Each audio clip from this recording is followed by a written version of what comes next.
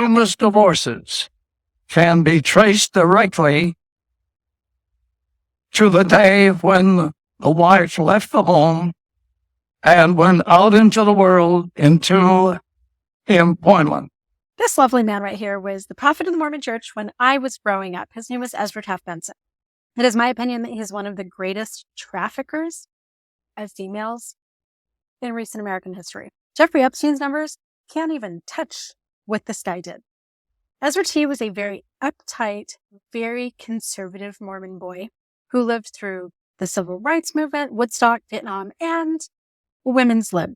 And for whatever reason, he decided to make it his personal mission in life as a Mormon apostle to squelch women's liberation. Side note, he was at one point the U.S. Secretary of Agriculture. He was literally born in the 1800s, became the Mormon prophet in 1985 until 1994 when he died. I was born in 1974, so he was my prophet during my very influential teen years until the year before my marriage, which was 1995. Ezra T had a very particular hatred for women working. I feel like in his mind, he had this utopian picture of Zion where all of the Mormon wives are at home cooking the food, expanding the membership by breeding, of course, indoctrinating children by being there to teach them, and working as free labor for the church. You see, the Mormon Church does not pay their youth group leaders, their bishops, any of their leadership except for the prophets and apostles.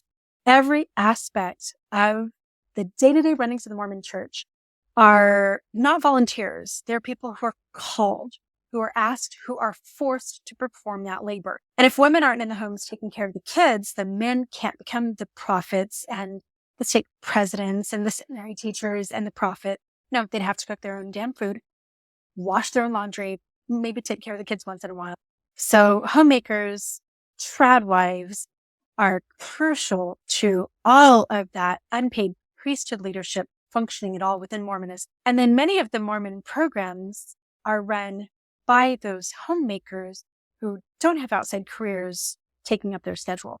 The Mormon Primary Program, which is its children's ministry, Mormon Young Women's, Cub Scout, and then the Relief Society, which is the service arm of Mormonism, free, unpaid female labor.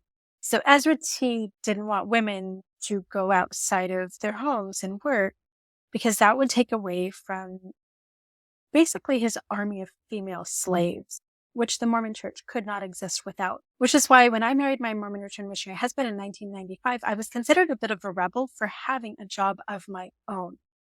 I had bought a business and my husband worked for me until my first baby was born. And I went in one night to get my temple recommend renewed by my stake president, who told us that the Spirit was speaking through him and telling him that I needed to stop working in my own company, turn it over to my husband, and just focus on being a wife and mom. President Stradling, 1996-ish, Gilbert, Arizona. I am struggling to pay my rent and buy groceries still today because of what this man did to me. He told me, Sister Green, if you continue working, your children will fall away from the gospel. Your little baby Mason will end up on drugs. Your daughters will have babies out of wedlock. Your family will be cursed. I quit my job a week later, and here's my very first TikTok video, which I did on this exact topic. How I'm Mormon to be employed as a 22-year-old girl, which led to homelessness, active life.